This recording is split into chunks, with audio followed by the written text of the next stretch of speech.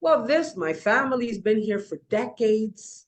They've been here since the 70s. My grandmother, they went and built houses there. What is the situation? Well, years ago, decades ago, that's exactly how it happened. People will go to a rural area that's not exactly, supervised by the state, although it belongs to them, okay? It could belong to someone who's long gone, and nobody has a real claim to the property. So they just, put a little fence over it, built the house on it, decades sitting there. The whole town knows it's, you follow what I'm saying? Yes, So yes.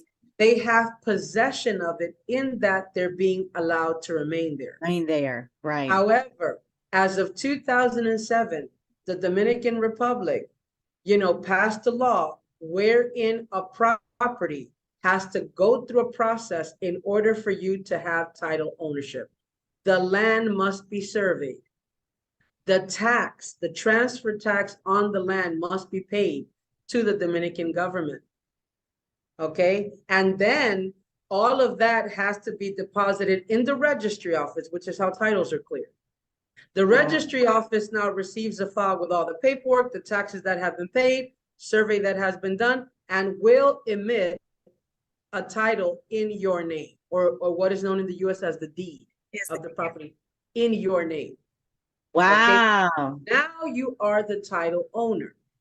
Now, if you don't have that, but in this country, since there's a lack of knowledge in all of these rural areas, mountain, cliff towns, beautiful areas. So people will say, I'll sell you this land with a contract. And now the foreigner will pay for the land, sign the contract, and think they own it, not realizing that what they have purchased is the possession. Wow.